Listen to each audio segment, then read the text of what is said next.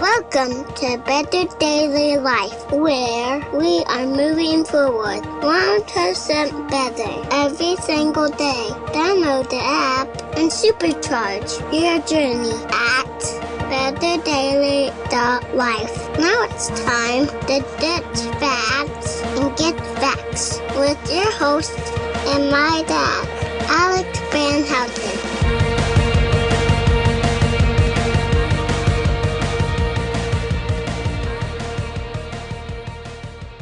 What is up, Betterment family? This is Alex Van Houten in Better Daily Live. Happy Monday. It is Mindset Monday, and I'm here to help you get your mind right for the week, and I'm super stoked to share this mindset with you today. Today is Shift Your Story.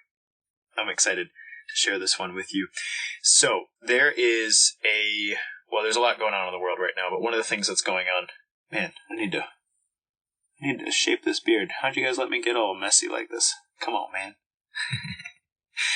Jordan Peterson right now is going on a book tour. That's one of the things that's going on. It's shifty. Good morning, Pat. Good to see you this morning. Good morning, KT. Good to see you this morning. Pat says, I'm shifty. Let's do this.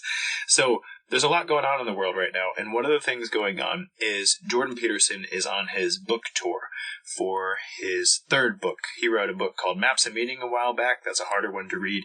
Then he wrote 12 Rules for Life. I want to say this was about 6 years ago.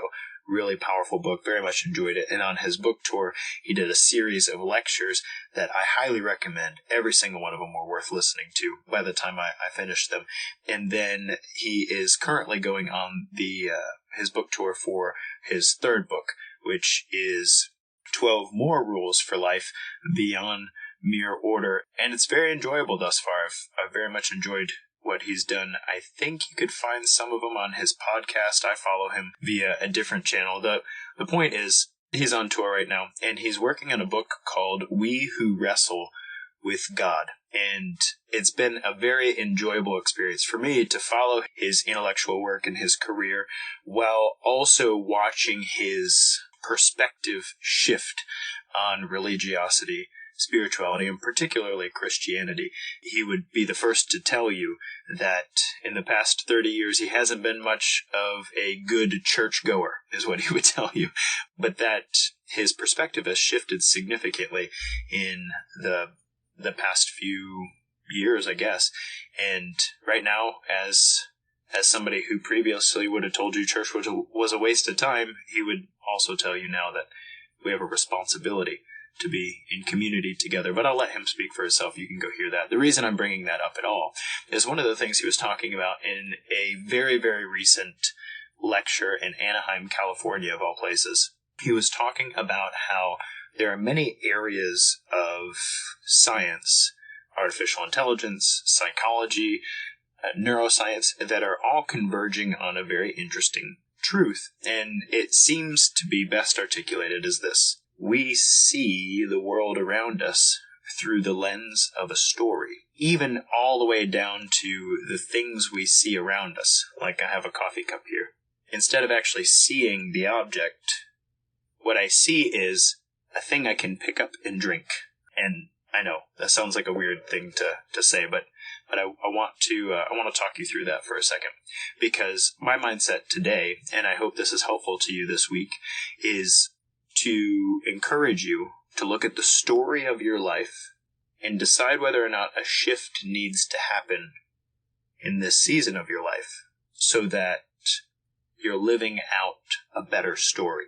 We all have a story. We have things in our heart and our mind that we believe about ourselves. We also have things in our heart and mind that we believe about our family, or that we believe about our community, or that we believe about the world at large. And what's weird is the story that we're holding on to, the story that we see, feel, touch, taste, the story that we're holding on to changes how we feel in this moment and how we interact with the world around us, and changes our mood. I'll give you a very small example, okay? So my son is, I'm not going to say he's ADHD, but but he can be very scatterbrained. My oldest has a very open and frenetic personality. So he can hop from thing to thing relatively quickly.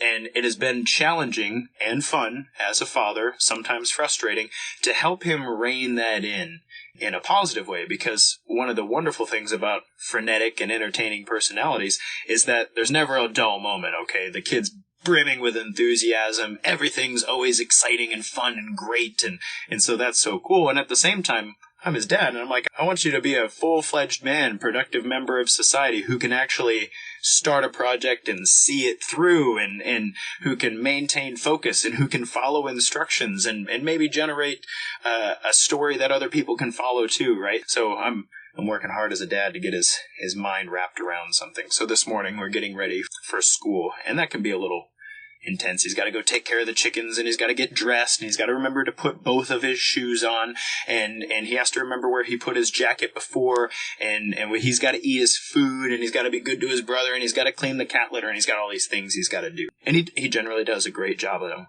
And he's running through the kitchen on his way to put his other shoe on, and he says, "Oh, dang it!" like really loud. And I'm like, "Oh, dang it, what?" The whole house stops, like, oh no, what's going on? What have we missed? What did we break? What's happening here? And in this moment, the story in my head is Gabriel regularly requires all of my